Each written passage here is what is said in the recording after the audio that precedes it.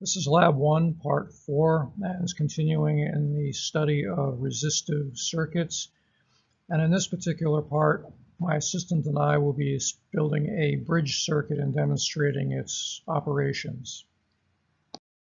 We're very excited today because today we are with Chessmaster Raccoon, who is going to assist me in JMH 232 with the construction of a bridge out of rheostats. Rheostat is a fancy name for a potentiometer.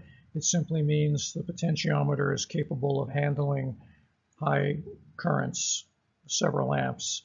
So the variac that you may have encountered in regulating your heating mantle is a rheostat.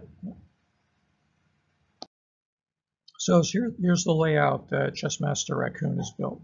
She's taken two 20 ohm rheostats, put them side by side at the bottom of the circuit. So the 20 ohms corresponds to the full resistance of the rheostat potentiometer. At the top, she's paired 45 ohm potentiometers, rheostats. In the middle, where the bridge occurs between the branches, there's a galvanometer, measures microamps. The power supply on the left, the breadboard device, is supplying the voltage. So I've got the high attached to 1.3 volts, it's a variable voltage output. The low on the bridge is connected to the ground plug on the power supply. So what we're going to do to create the mismatch on the bridge is I'm going to use the slide wires at the top. You can see them at the top of the potentiometers. So as you go in the slide vertically, at the top portion of each of the potentiometers, there's a little box with a label on it. And then there's a bar that runs down the top of the potentiometer. The bar is a sliding contact, and there's a little prong that hangs down from the plastic slide piece. We'll see this in more detail shortly. So a close-up view of those rheostat potentiometers. I've got a sliding contact that runs up and down a bar. The bar is an electrical conductor, and you'll see a copper-colored prong sticking out of the bottom of that plastic piece, and a line running along the tube that's exposed wire. So when we compare this practical device with the drawings I use in the lecture, it would look something like this. And what I would be doing in this circuit with my assistant is attaching this portion to the circuit, these portions to the circuit. So this is what I'm actually hooking up to the circuit. I'm leaving this connection loose and just floating. So I'm able to slide back and forth, slide that plastic piece back and forth to select a resistance based on the length of the wire along the tube. More close-up picture, you can see the copper prong. You can also see the exposed wire that's wrapped around the tube. So the wire, the resistance wire, is wrapped around the tube. It's connected at one end to that black banana jack plug, and some of the insulation is rubbed off so that the copper piece on the sliding contact can make a contact to the wire on the resistance. So here's the setup in detail. All of the rheostats have the sliding contact pushed to the maximum value, so 45 ohms for the top two potentiometers, and 20 ohms for the bottom two. And you'll notice that the bridge is balanced. The galvanometer indicates 0, meaning there's no current flowing across the bridge because there's no barrier, there's no path of least resistance for the current to go.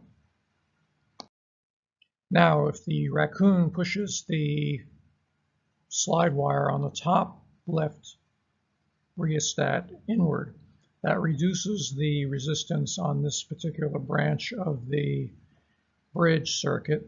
And you'll notice that the galvanometer now reads a 500 microamp current.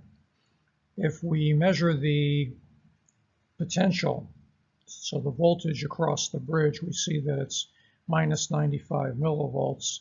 which means that this side of the bridge is low, so the current is actually preferentially running down the left-hand side of the 45 ohm resistor pair, and then across the bridge and then down on the right-hand side at the bottom through the 20. If Chessmaster Raccoon now moves the slide wire on the left-hand side 20 ohm rheostat, reducing the resistance on this particular branch of the bridge circuit, we see now that the galvanometer is registering 500 microamps positive, which means that, and we can measure this independently, we have 90 millivolts with this particular side of the bridge being high. So the current is running preferentially across the bridge from right to left and then going down the left-hand side of the lower portion of the bridge. Namely, it's going through the 20 ohm resistor that's been reduced to something around 10 ohms. Again, path of least resistance. We repeat the experiment now for the right-hand side. We reduce the resistance in the upper right-hand corner of the bridge circuit, so that 45 ohm resistor is now something along the lines of maybe 30. And you see that the current is now registering 500 microamps in the positive direction. So again, the current is going to flow across the bridge from right to left. And finally, if we move the resistance slide wire on the lower right-hand side, namely reduce the 20 ohm resistor, in this case to about 10 ohms at this branch, the current is now indicating 500 microamps again.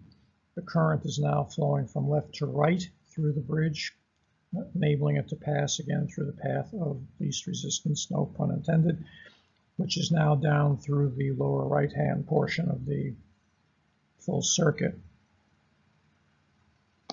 And so that's the end of the demonstration of the bridge circuits. The raccoon has lost interest and is now going back to defeating cats at games of chess.